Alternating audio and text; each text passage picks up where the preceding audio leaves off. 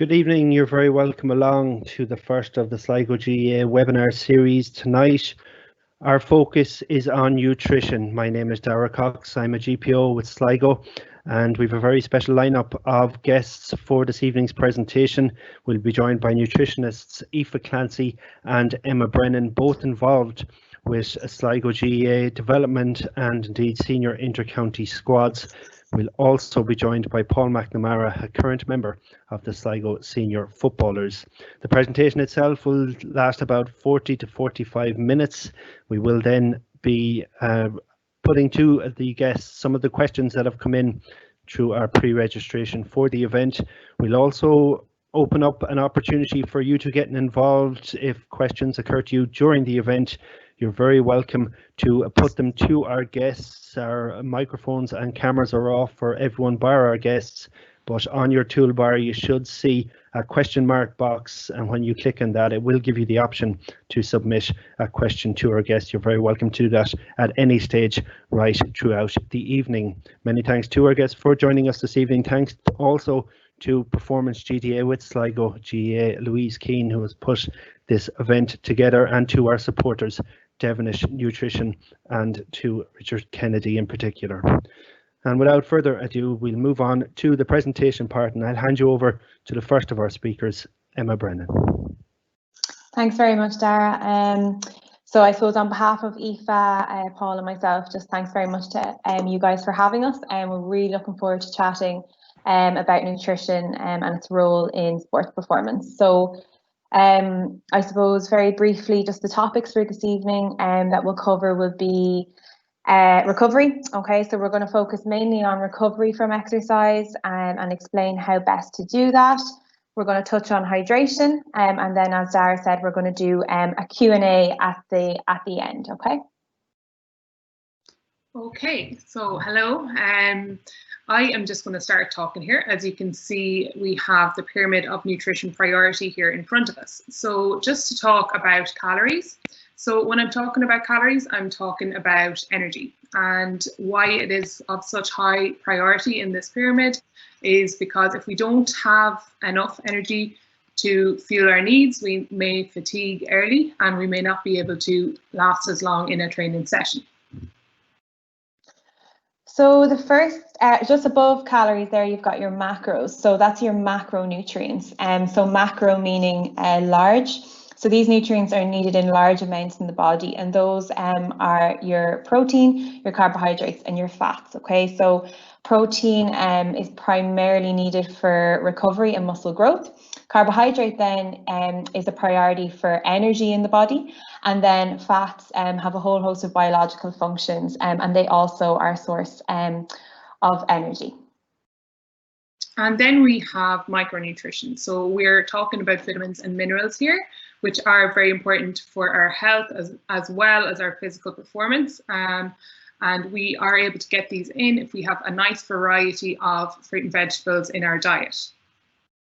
Moving on then to meal timing and to meal frequency. So that's basically when and how often you eat your food, and that will vary from individual to individual, and it will vary on what best suits your schedule, your training, all of that kind of thing. So it might be that you have high carb snacks pre and post training, and then protein and carbs post training as well to fuel that recovery, which we will be covering today. Meal frequency, again, it could be 3 main meals and 2 to 3 snacks, or some people function better off for larger meals than that. It all depends on you and what works best for you. Then we have supplements is the last one, and as you can see, it's of least priority, mainly because it is a supplement. It does exactly what it says on the tin, and it would work better if we took the food first approach, and by that we are able to get plenty of nutrients through our food, unless of course you have a situation where fruit and vegetables really weren't something that you liked, and you could look into supplement then. But aside of that, getting food first in would be the best approach there. So if you're thinking about recovery, it's important to note what exactly it is. So it's essential for you to be able to perform training again at a similar or higher intensity. It's important to remember that exercise is a stress on the body. It does have a whole host of really beneficial factors, but the amount of energy required will depend on the intensity and duration of the exercise. And again, that will vary on your training schedule, what level you're at, etc., etc. Nutrition, sleep, hydration, and active recovery all play a role. So it's all to do with the food, but it's also your sleep, your hydration, and the active recovery that you do outside of the more structured training times. Okay, so the 3 R's. So if you take anything away from today, hopefully you take more, but it would be the 3 R's, because it's a nice, easy way to remember recovery, because we have the 3 R's and then we have recovery. So by rehydrate here, what we mean is replacing the fluids lost from a training session. So it would just mean making sure that you're getting in your hydration in your fluids after a training session. When we're talking about refueling, we're talking about carbohydrate. So getting our carbohydrate source on board after to help us to refuel the muscles. And then when we're talking about rebuild, we are talking about rebuilding the muscles, the tissue damage that may have happened, which happens when we exercise. So it's getting in that protein source to help the muscles to rebuild and repair. So what happens if we don't recover properly? So as we said already, exercise is a stress on the body, and we have to allow our muscles and the body as a whole to repair fully. And we can help that in certain ways. But if we don't, we have an increased risk of injury and illness. So if you're not recovering properly, your immune system may be at risk, and you're at a higher risk of getting colds, flus, all that kind of thing that's going to stop us from training and impact on our daily life as well. So another thing is fatigue. Your performance is impacted, which nobody wants that, and your daily life is impacted as well. So if you're at increased risk of injury, illness, you're fatigued during the day, your daily life is going to be impacted. So it's best to be avoided at all costs. Okay, so moving on to protein for recovery. So as we said before, from our hierarchy, protein fell under our macronutrients. So it's needed in large amounts in the body, all right? And it's essential to help the recovery process after exercise. So what it does is, when we've broken down muscle fibers when we're exercising, we've done damage to the body in a way, we need to help repair that. So protein after exercise will help to reduce muscle protein breakdown, okay? Also helps with hormone production and supports your immune system, which all support recovery. How much protein do we need? Okay, so on a day-to-day basis, you're looking at 1.4 to 2 grams per kilogram of body weight to maintain your muscle mass. Okay, so especially if you are participating in lots of resistance exercises, you're going to need to be at the higher end of that range, so more towards the 2 grams. So if you're spreading that throughout the day, that's really important too. There's no point in getting your protein all in one meal at the end of the day. We know that muscle protein synthesis and the recovery process is much more efficient if the protein is spread throughout the day. So that means that you might have protein in your breakfast, you might have a snack that has some protein in it, and you're having it at your lunch and your dinner as well. So you're getting several hits of protein throughout the day, and your muscles are getting a constant supply. So you're constantly helping them to recover. There's only so much protein that our body can use at one time. So it's best to space it out throughout the day. And that's really important, because some people find that they can eat loads of protein at dinner time, but actually in the morning they're getting barely any. So it's really important to remember that. So for example, if you have a 70 kg athlete and you're looking at that 1.4 to 2 grams per kg of body weight, you multiply 70 kg by 1.4 to 2 grams. So you're looking at about 98 grams to 140 grams of protein per day. And I know that sounds very complicated, but I'm going to give you practical examples of what that looks like throughout the day in just a minute, okay? And after exercise, we're looking at about 25 grams to 30 grams. And I know that sounds like gibberish, but I'm going to show you exactly how to get that from food sources in the next couple of slides. Hi, Emma. Sorry, yeah. On that, if you don't mind, something that struck me there was the protein hits. You spoke there about the 4 to 5 meals, sort of high in protein throughout the day. That's something that I kind of struggle with myself, and I'd be chatting to a few lads on the team and they'd kind of struggle with. So how important is that for to just space it out throughout the day rather than having it all at dinner time, say? Yeah, that's a good question. I'm glad you brought that up because it is something that comes up an awful lot with athletes. So the important part, as I said, is to have it spread throughout the day as much as you can to facilitate that recovery process, and making sure that you have it as a priority a little bit before training and a little bit after training as well, to make sure that you are recovering before and after in particular, and then having it throughout the day. So if you're training in the morning, making sure you get protein straight after and then throughout the day is really important. If you're training in the evening, make sure you have protein throughout the day, so you're minimizing the effects that the exercise has on the muscles, and then after training, and then before you go to bed as well, if you could get a little bit in there too. So if you're looking at 4 to 5 meals, if you can try and get, if you're having 5 meals, if you try and get protein in about 4, that should be fine. Super, thanks a million. No worries.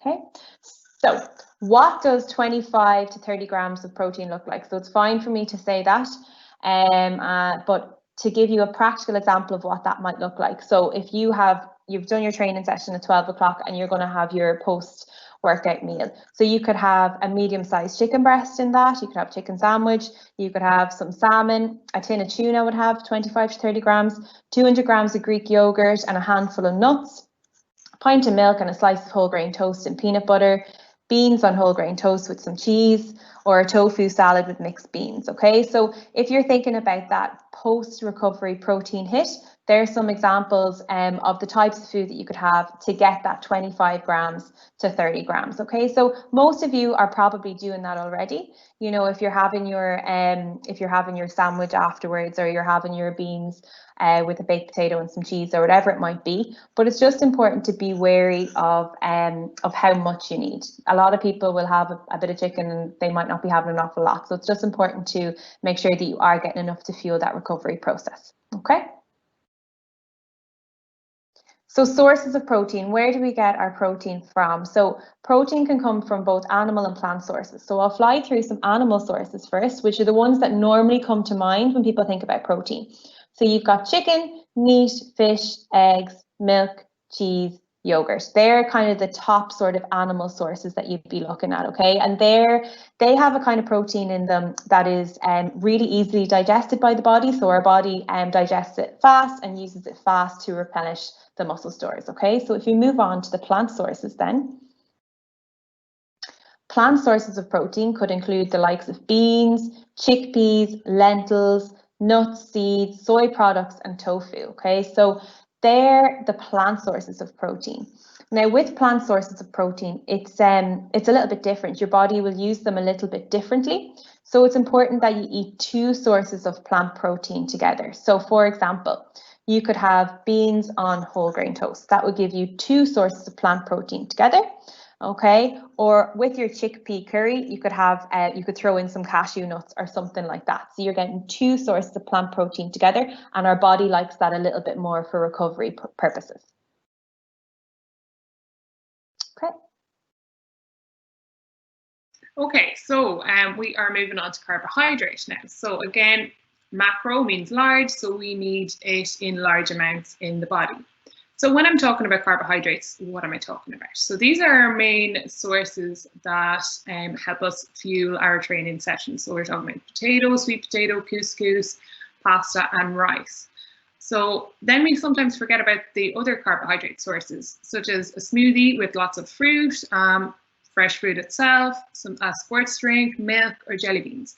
So having something like milk in that hour after a training session, number one, you're getting your protein in, you're also getting your fluids, but also you're getting a certain amount of carbohydrate in that, which means that you are refueling the stores. So when we exercise, our body uses up glycogen in our muscles, and that is what the carbohydrate source is. So if we refuel that with milk, it's a good option. There's also sports drink there as an option. And if you were to say, you know, if you had a tournament day, so maybe there's like 3 games in one day, having something like jelly beans is, again, it's a carbohydrate source, and it can help to increase those glycogen stores again, and just make sure that you have energy to last all the matches in the day. Okay, so carbohydrate then in terms of recovery. So it's pretty important. The more intense the training session, the more glycogen that you're going to use. So just to bring it back then, so when we eat carbohydrate, it is converted to glycogen, and in the liver, what it does is it maintains the blood glucose, which makes sure that we have a sufficient amount of energy to last a training session.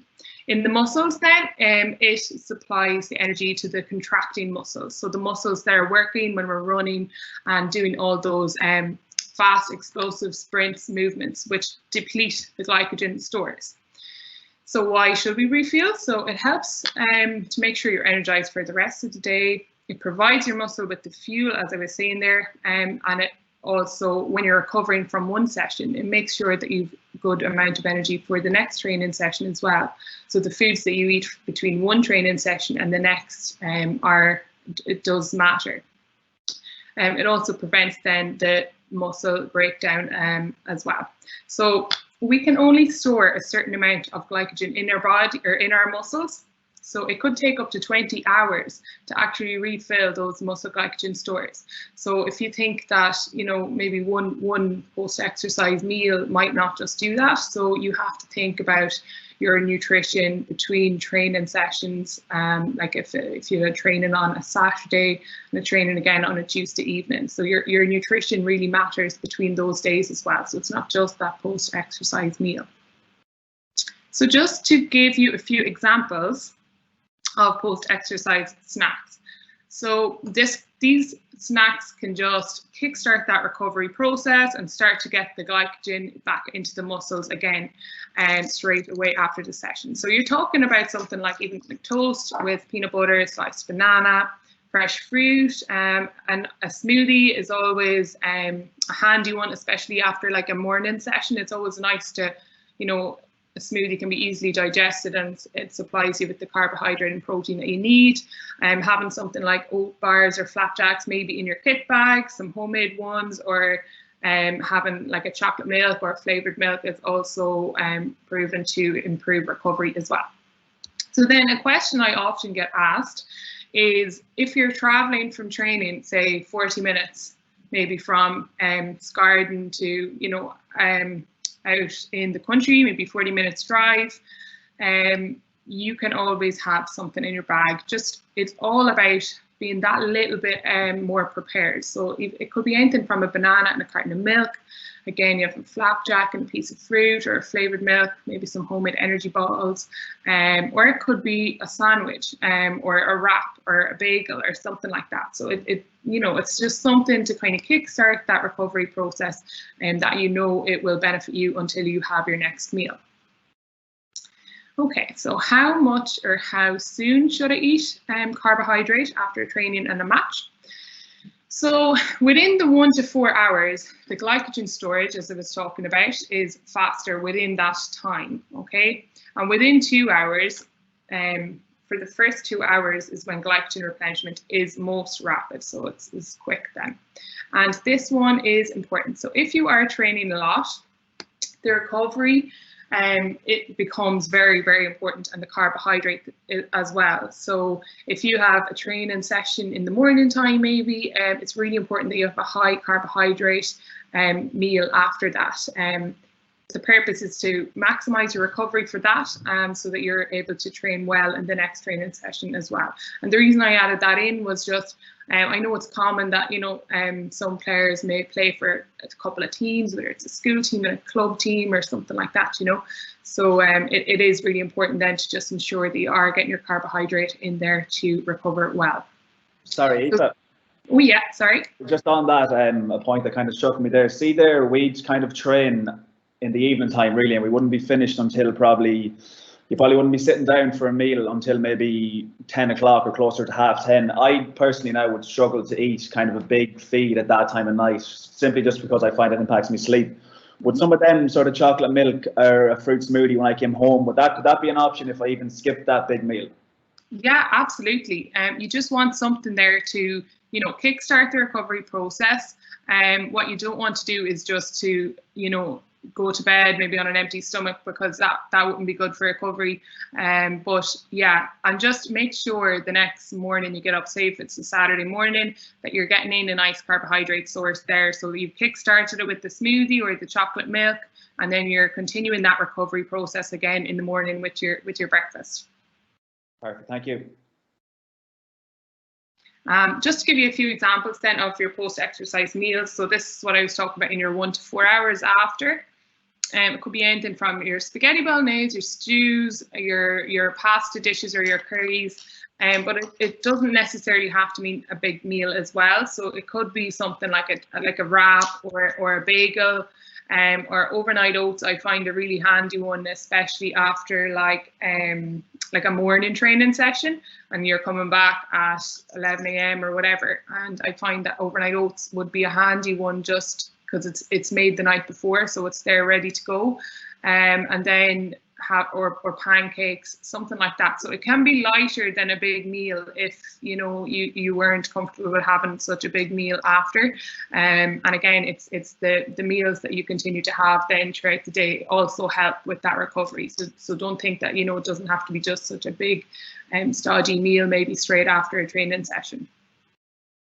Okay, so when we're talking, so what I'm talking about here is just the plate. So we're talking about a high intensity training session day here, where you can see here that this plate is filled with about half of whole grains or carbohydrates for our energy source. And then we have our protein and our fruits and veggies as well.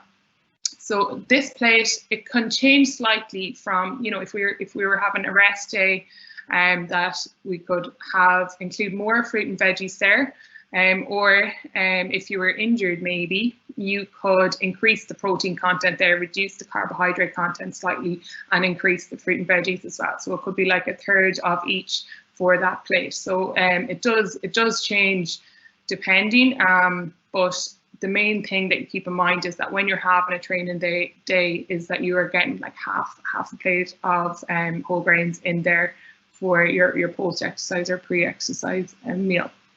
I also put in there just to ensure that you're staying well hydrated by sipping fluids throughout the day and at meal times as well. And I also, because I know we won't really be touching much on the protein and carbohydrate in this, is to just the importance of including the healthy fats there as well, as they are important and they do provide a concentrated energy source and provide us with essential fatty acids, which we can't actually make in the body. So we do need to take in from food. It is recommended that when we are we get the majority of our fat sources through the likes of like avocados, oils, nuts, seeds, and that. Okay, so our post-exercise recovery window. So it's common, or it's normal to think that we only have that 30 minutes post-training, but what I like to think of it more as is it's not a post-exercise window, it's more like a post-exercise barn door, so it's that bit bigger. And you will know that if, say, you've woken up after in like a Saturday morning with a tough training session on a Friday night and your legs feel like lead. So you'll understand that a bit more.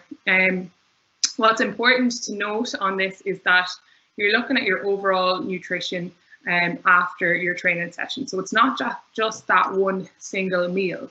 And what's also important to note is that if you're not able to get in food within that 45 minute bracket, not to panic, because the meals that you will have after that will also benefit your recovery.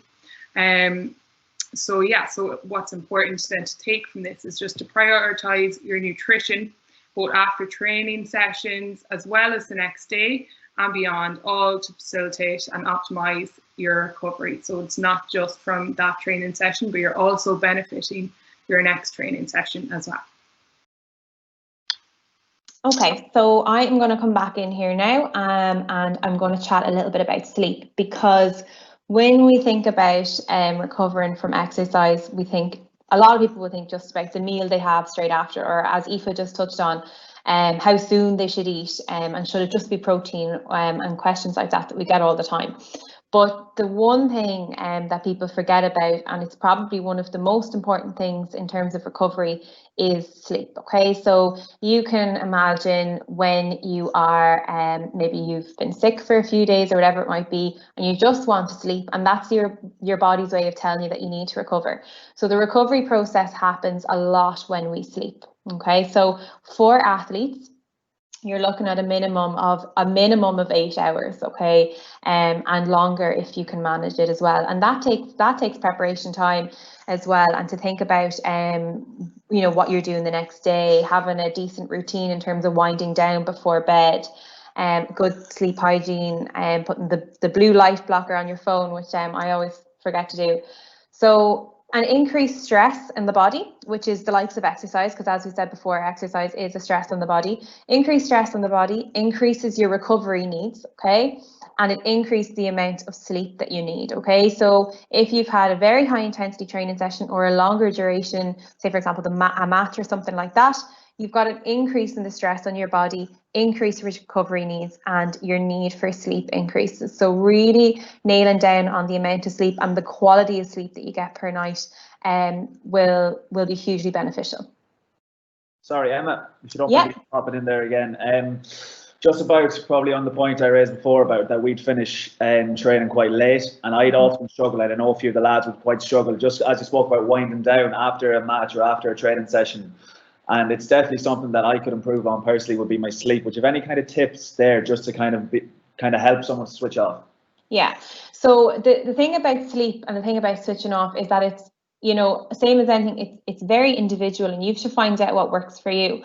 But what we know is that obviously if you're coming in from a training session, you're kind of a little bit hyper nearly, and it can take that little bit longer to wind down. So doing something like, say, you know, if you're making the likes of maybe a bowl of oats or your post-workout meal or your snack, whatever it might be, taking it nice and slow and giving yourself that time to wind down. Some people find some deep breathing techniques really helpful as well, or listening to some calming music to switch off, anything like that helps you. But I would definitely avoid switching on the latest Netflix series. I would definitely avoid staring at your phone for too long as well. So like even when you're finishing training, starting to turn down the light on your phone and creating kind of a calm space where you sleep as well can be hugely important.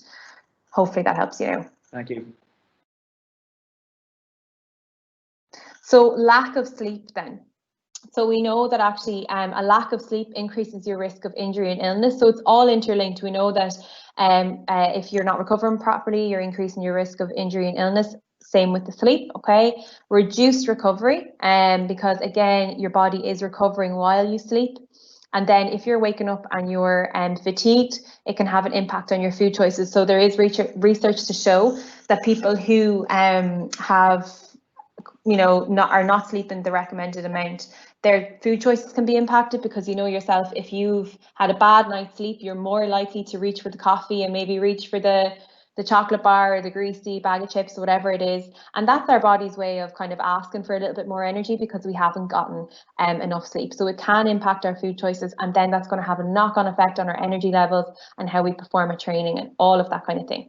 So your focus and attention can be hindered. So if you're feeling tired, obviously, and you are doing a skill session or whatever it might be, your focus and your attention are going to be hindered. Likewise, if you have to sit through a day of study, school, or study at homeschooling at the moment, whatever it might be, and then you're trying to do your training session and you're trying to do all these things in one day, it can be hugely impacted by your sleep. So try and get into a consistent routine.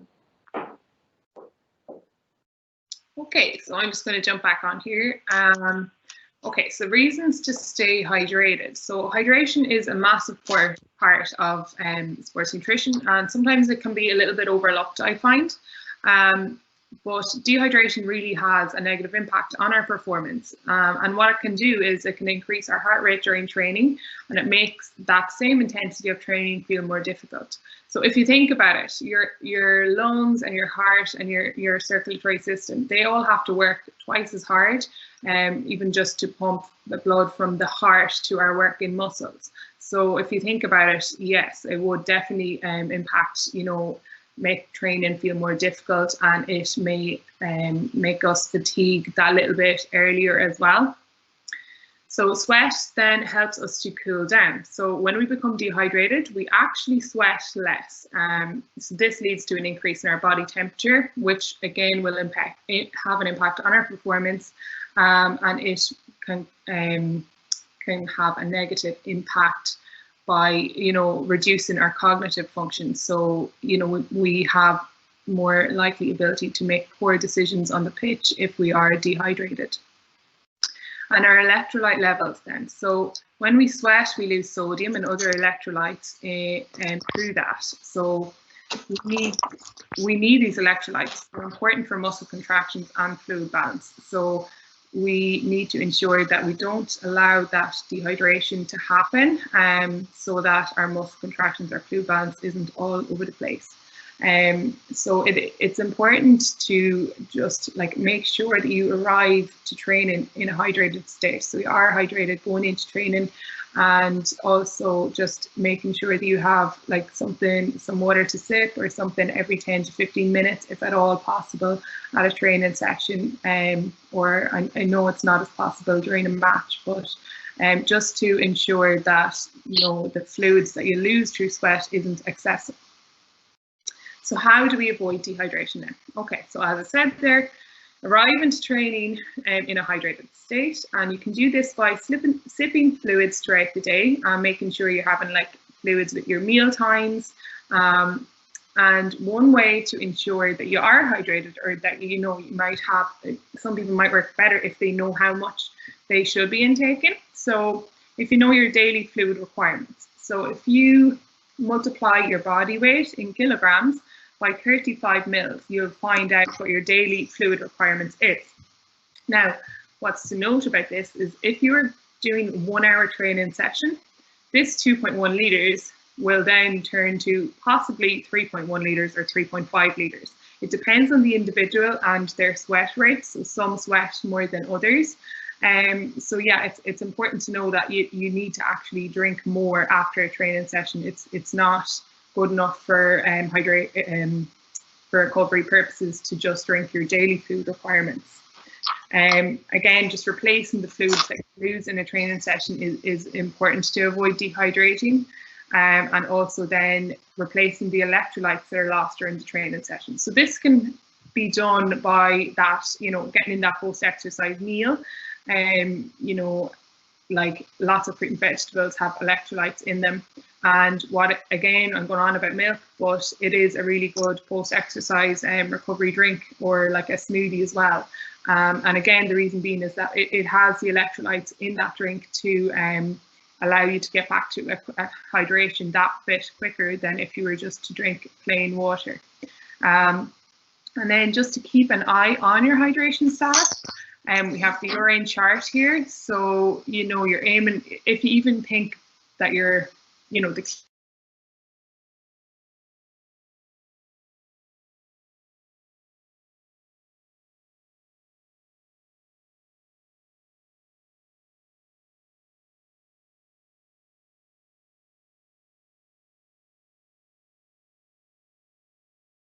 Emma, you may need to take over from Aoife here, I think.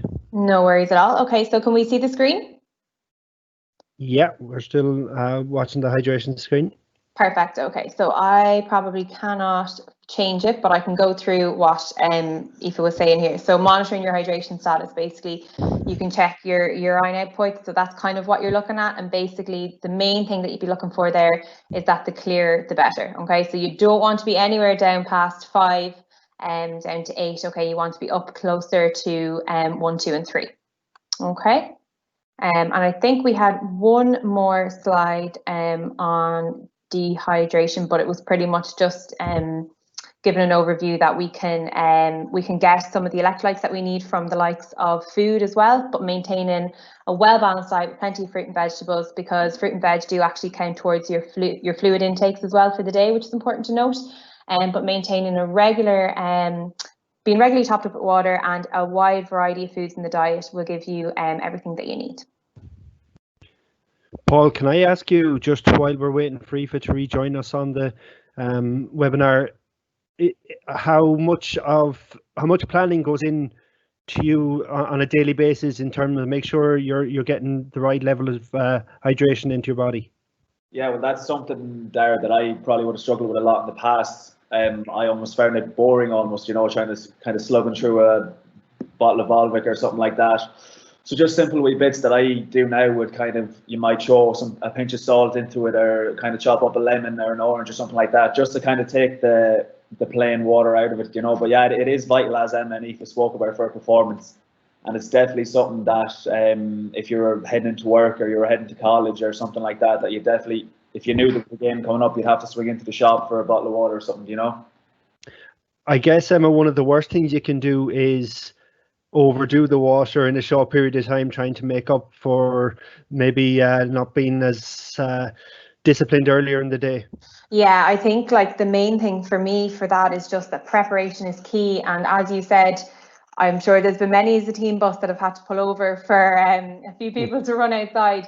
And that's normal as well. But there's no point in you getting onto a field and you're feeling bloated and you're feeling sluggish and you're feeling heavy because you've taken on too much fluid too soon. So really, like, that preparation happens in the 24 to 48 hours beforehand. And again, this should come from weeks and months of you monitoring the likes of your urine intake and being aware that, like, if you're a sweatier person, you need more water. So it's really kind of figuring out what works best for you, monitoring your urine intake, and using that calculation that Aoife provided as well, the 35 milliliters times your times kg, and increasing that if you're in warmer weather, if you're training at a higher intensity, longer duration, you're going to need more water. It takes practice. But just to bring it back to that main point, that if you have a game or a training session the day before, you should not be knocking back the water the morning. It should be preparation in the 24 to 48 hours beforehand. Is it normal, Emma, to a question that has come in via the question and answers button that we have on the right hand side for most people? Is it normal to be dehydrated first thing in the morning? Again, you shouldn't really be too dehydrated in the morning. I mean, if you're thinking about that urine chart, and you're maybe down the 5 to the kind of 8, you would be looking to rehydrate straight away. It's again, a lot of people will sweat more when they're sleeping. And say, for example, if it's very humid, you might wake up a little bit dehydrated, but you shouldn't wake up too dehydrated, particularly if you are someone that's partaking in lots of physical activity. Okay, excellent. We will come back to some more questions and answers. Aoife is with us again and might be able to share her screen, hopefully, if all is going well. As I said, that questions and answer facility remains available to anyone that's watching tonight's webinar. If you click on the button with the question mark on it, it will give you the opportunity just to type your question in, and we can put it to our guests at the very end. Just a reminder as well that you can follow Sligo GAA on Instagram, Twitter and Facebook for regular healthy recipes from Emma and Aoife, as well as a whole host of other little bits of advice on a weekly basis. Aoife, you're back with us? Hello, yeah, sorry about that. So was that the bulk of the presentation, Aoife, was? That was it, yeah. I think Paul might have come in there with a question on hydration. So Emma might have. I was coming to the end of that slide anyway, so. Yeah, I finished it off as best I could, Aoife. You're the pro though when it comes to hydration, so I don't think I did it justice, but anyway. Trust you. You did a wonderful job on it. Okay, we will continue with some of the questions, so if that's okay with everybody. This one that came in, I kind of laughed at this one that came in initially because it's a little bit away from what we're talking about. The question was, how long should you rest if you to get over a leg injury? But I guess there is something that needs answering here. In terms of an athlete that is consuming the right amount or the set amount of carbs, protein, fruit and veg, that does have to change if that athlete's training regime has changed because of an injury. Emma, could you maybe take that one for us? Yeah, sure. So for the person that asked that question, I can't give any advice on how long it'll take the leg, but I can give advice on what to do surrounding your nutrition. So one thing to be really mindful of when you're injured is your protein intake. So you'd be looking at that 2 grams per kg of body weight, because obviously protein aids that recovery process in the body, and it is really important for your immune function. So when you're injured, it'll help your immune function and help the body repair that injury. Another thing to be mindful of then is that you probably won't need the same amount of carbohydrates that you'd normally take in, but you obviously still will need some for normal function, but not the same level that you'd need if you were training at the same intensity. And then just to maintain a wide variety of the likes of fruit and veg in the diet, and if you can take in, so if you're a fan of fats and things like that, they'll be very beneficial for helping the recovery process. So oily fish is a good one, nuts, seeds, avocado, olive oil, all that kind of thing. So a wide variety of foods, focus on your protein intake as well. Okay, Paul, I guess that's something that would affect all athletes of any real category, that you have to, when injury strikes or you're unfortunate enough to miss some game time or training time with injury, you have to be very conscious of, number one, not getting down in the jumps and forgetting about your nutritional intake, but number two, also not overdoing it. Definitely there, yeah. Thankful enough now I haven't been too struck down by injury, but just chatting to a few of the lads or even seeing them kind of do their own few bits within the squad, I suppose the first few weeks it is sort of a case of, oh, kind of woe is me, this is terrible, but it's just sort of about getting back on the horse then again, depending on the severity of the injury obviously, but obviously there's a lot of things that go into that, more so than just nutrition. As Emma touched on, sleep will be hugely important there for someone who's recovering from an injury, and obviously you'd have your own physio and that kind of stuff. But even chatting to a few of the lads who maybe would go through sort of an injury or something, they'd always focus on the higher protein intakes, as Emma spoke about, as well as the oily fish, just to help that recovery process and to kind of make sure they're back on the pitch as quick as they can. Okay, while I have you here, Paul, there was a question directed directly at you. How much focus is put on nutrition within the senior county setup? Yeah, there's a good bit now. We do a lot of work with Aoife. We would do body composition testing, so that'd be skin folds that sort of determine your muscle mass, and we have kind of goals in that regard. We do a lot of work, I suppose, now that kind of things have. We've been apart from a good while. A lot of one-to-ones that kind of went on, so maybe lads might need a bit more extra help. We've done a lot of that with Aoife. We'd have a group chat, and a good few lads kind of would post in the recipes, or if you're kind of batch cooking chili con carne or something like that, or you're having an overnight oats for the next morning, It's a fairly young squad and it's a fairly engaging squad, so we're probably lucky in that sense that there is nutrition is kind of seen as a vital aspect of performance, and it's kind of sort of rightly so almost. There is a good bit of chat over and back in that group chat, and it's kind of, Aoife does a lot of great work with us in terms of recipe development and all that kind of stuff. So yeah, there's a big emphasis put on nutrition in the seniors. Okay, thanks for that, Paul. You mentioned Aoife's supplements during the presentation. There has been a couple of questions related to supplements that have come in. I'm going to try and group some of them together. People wondering your thoughts on using supplements. There was a couple mentioned: vitamin C, vitamin D, and magnesium. I don't know if you want to go into them individually, but another very important one, possibly a little bit unrelated, but supplements bought online. There's a couple of different areas to tackle there, I think. Yeah, a couple.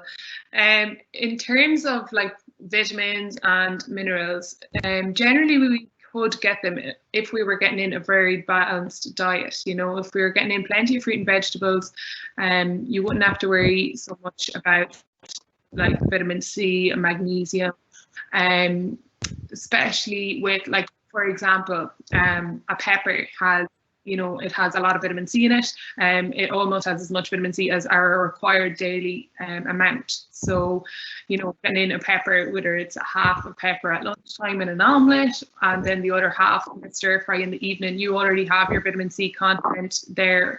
And so, yeah, in terms of those sorts of vitamins, it really depends on the type of diet that somebody is following. So if they were to get a varied diet including plenty of fruit and vegetables, then it should be fine. And then what was the other one, Darragh? Sorry. It was just the whole idea and the whole area of buying supplements online is a very area people need to be very careful with, I'd imagine, Aoife.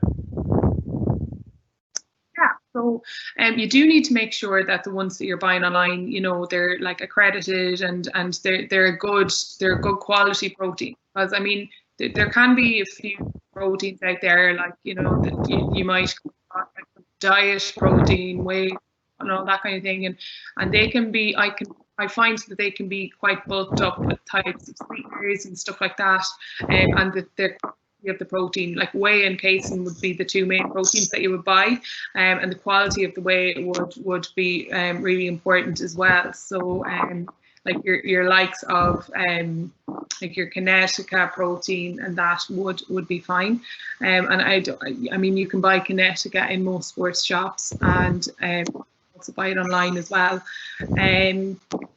Yeah, but again, it is a supplement, and like protein or supplements aren't they are there to supplement the diet. So if you can at all get it through food first, then that is the best approach. But if you're in situations where you may like really struggle to get a protein requirement through that, then that's where maybe a protein supplement can come in that little bit handier. We've had a couple of questions, Emma, on I guess energy kicks from sugary products. Fruit was mentioned, sugary drinks and soft drinks were mentioned as well. Is there benefits to that? Can you see why people would be attracted to trying to take that before a match or a training session? Yeah, absolutely. So I suppose I'll split those because fruit and the likes of a sugar sweetened beverage are very different sources of sugar. So if you think of an apple, for example, that does contain natural sugar, and sugar is a type of carbohydrate. So that's why we listed the smoothies and the fruit when we were talking about the carbohydrates. But if you think about an apple, you've got it is a source of carbohydrate, but it's also a source of vitamins, and it's encased in a skin, and that skin contains fiber. So fiber actually slows down the release of the sugar into your system. So it's I suppose it's a better source of natural sugars, and they don't contribute to our overall intake of sugar from a public health point of view. So if you're looking at, say, for example, the likes of a can of fizzy drink or something like that before a game, I would be avoiding that if possible, particularly the fizzy ones. They're not the best source of carbohydrate that you could be putting into your body. Now, sometimes the likes of sports drinks and things like that are provided before or during a game, and they contain some carbohydrate in the likes of sugar, basically, and you're also getting some electrolytes in it as well. So it's a different blend to what you're getting in a can of fizzy drink or whatever it might be.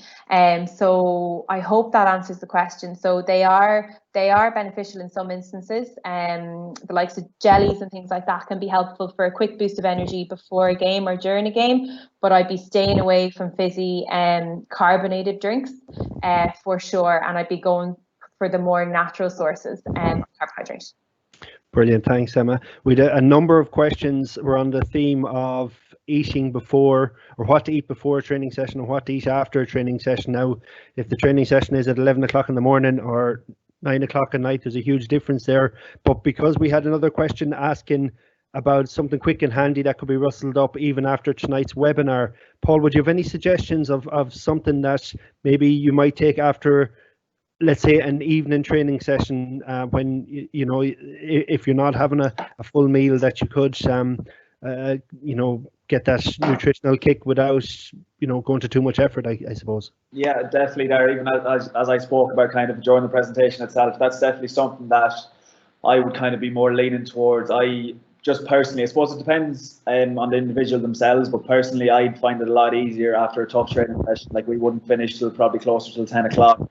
I'd find it a lot easier to come home and just whip up a quick bowl of porridge with some Greek yogurt and peanut butter or something like that. You're getting your whole grain carbohydrates, you're getting your protein from the yogurt, and then you're getting your small bit of healthy fats then from the peanut butter itself. So it kind of depends on the individual, but that's something just sort of quick and easy that you could do. As Aoife spoke about, the overnight oats as well is a great one that for those of us who are kind of in college or who are working full time and you just haven't the time, you just need something quick and handy to have in the fridge. They're super.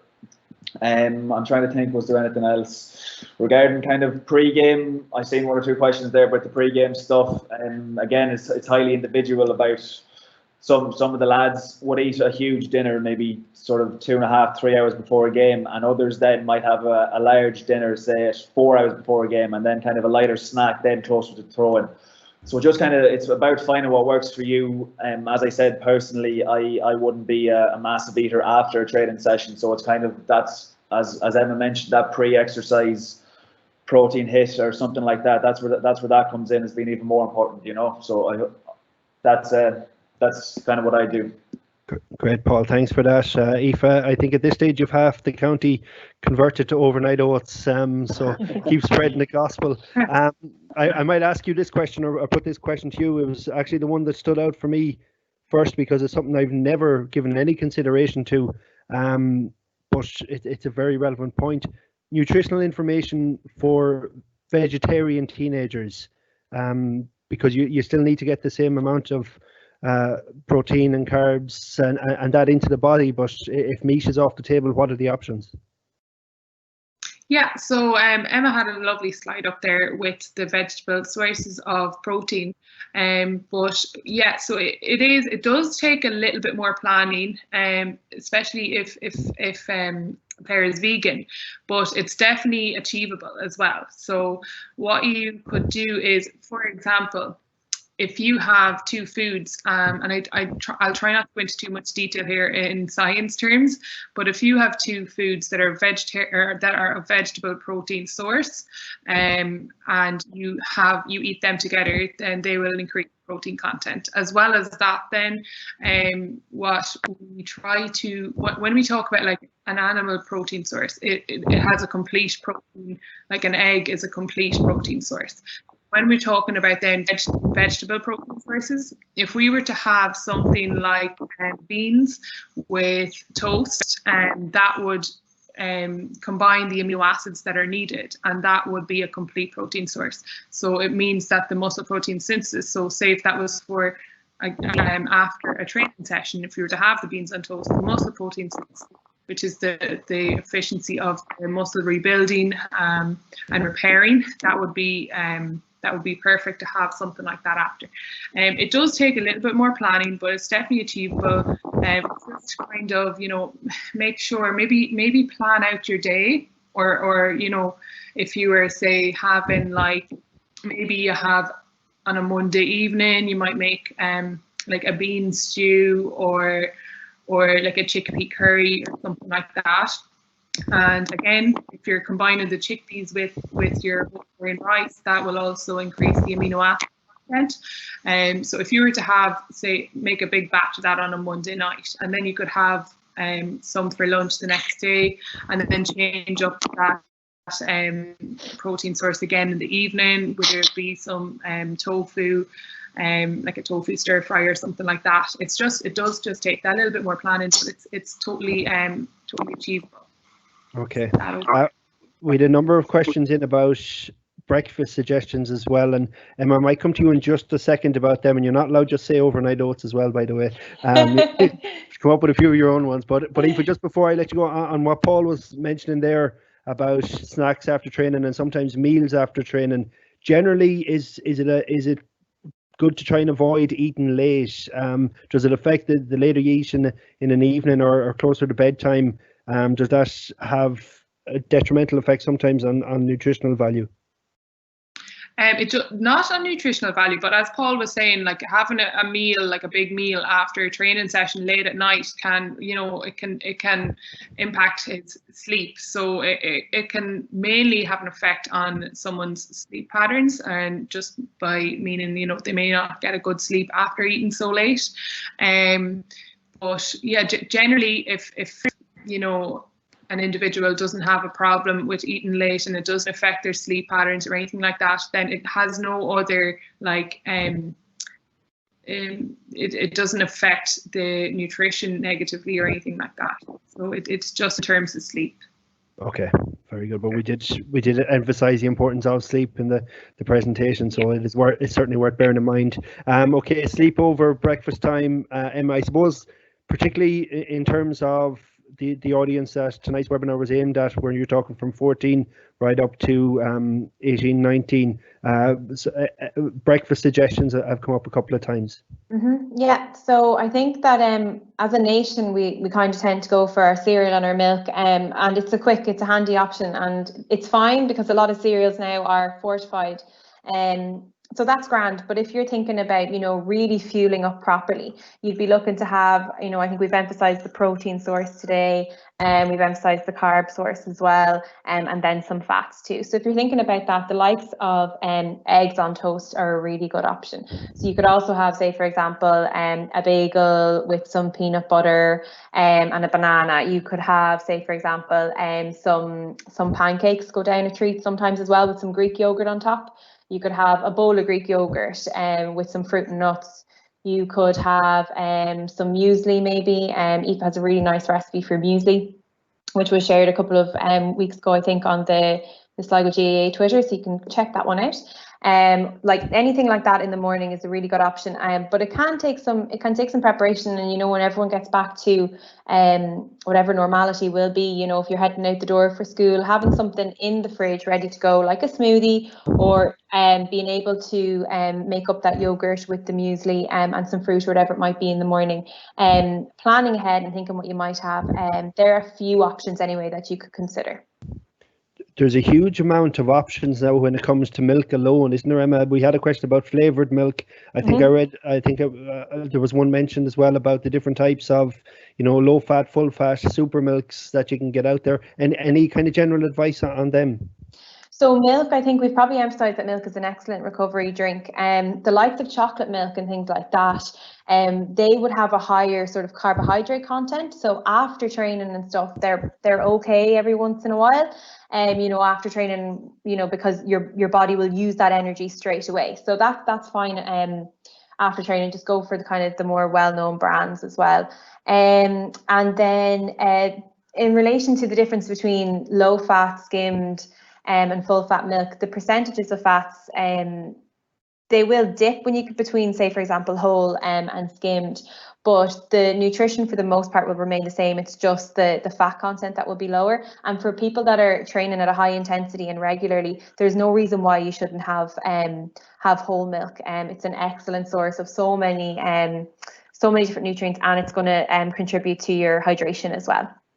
Okay, excellent. I know again this was mentioned in the webinar, but there was a couple of questions about the good fats, and I know it's something yourself and Aoife stress all the time, that fats have a bad name, don't they, sometimes?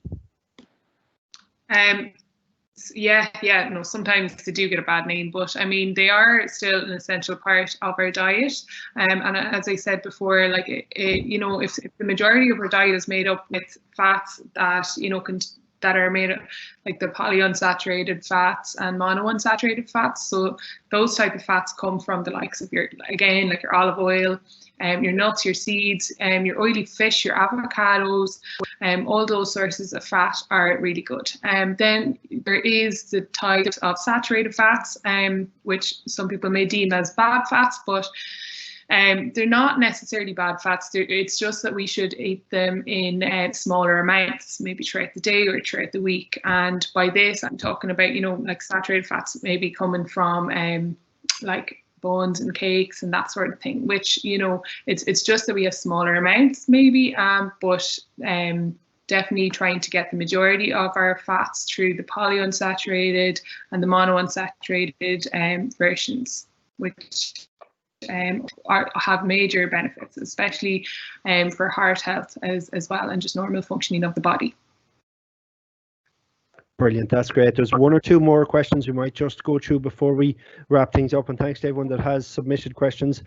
Paul, if I were to put the scenario to you that there was a full inter-county, contact training session tomorrow evening, which we know there won't be, obviously. But how would your day shape up tomorrow? What preparation would you do tonight, and what would your meal plan look for tomorrow, imagining that the training session was starting in Scarden at 7:30?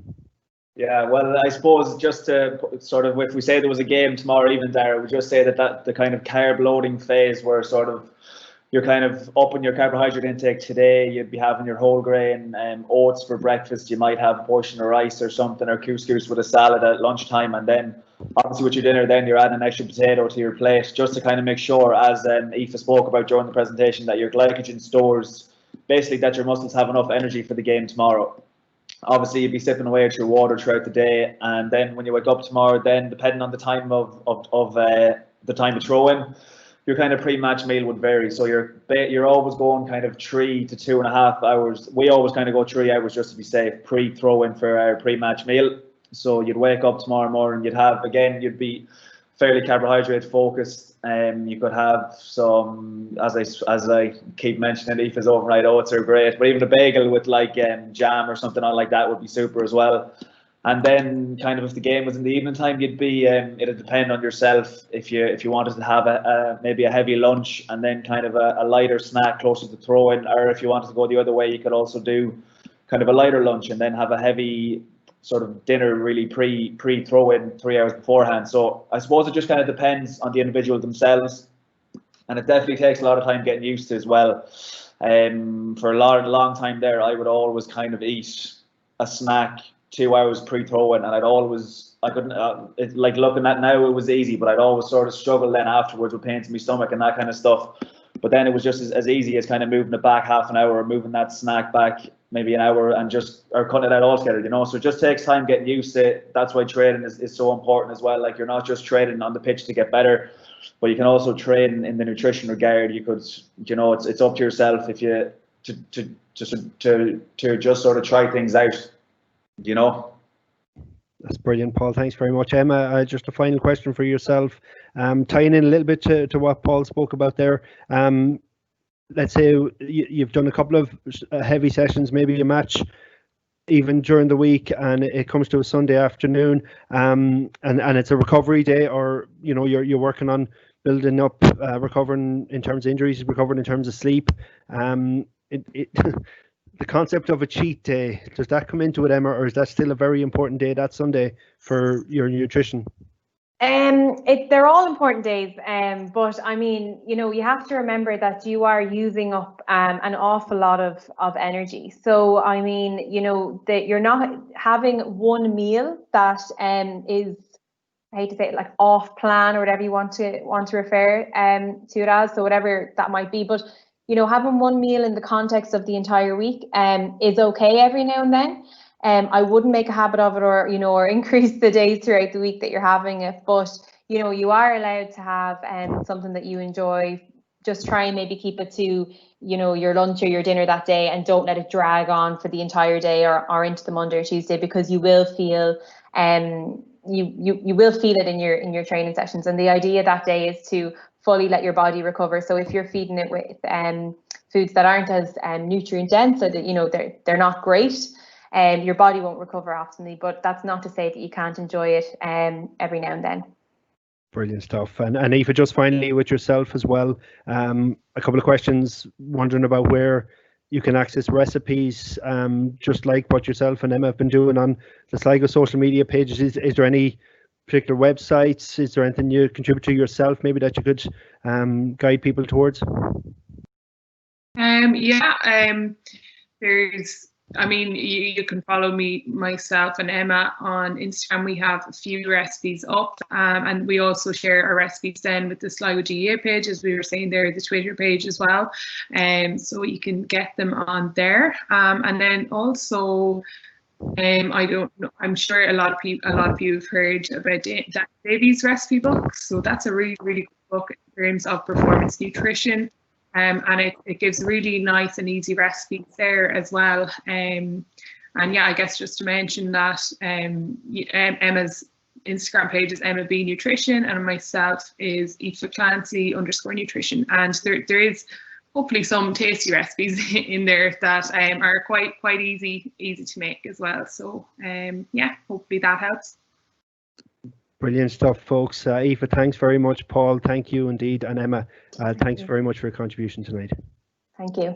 No problem. Thanks there. We will make this webinar available on our social media pages with Sligo GAA, hopefully over the coming days. We had got some 40 or 50 questions submitted to our presenters tonight. Hopefully we got round to the bulk of them. If there's one or two we didn't get to, we might try and get back in touch and answer some of those questions in the next couple of days. We will be hosting another webinar on Wednesday, the 1st of July, focused on mental health, the growth mindset, and a little bit of conditioning as well. So do keep an eye out for that one and make sure you register well in advance, but pencil it in the diary for Wednesday, the 1st of July. Thanks to Louise Keane, who put all of tonight's presentation together, and also to Im McMunn, who's technically managed the presentation. Thank you for joining us. Thanks to our supporters, Devonish Nutrition, as well.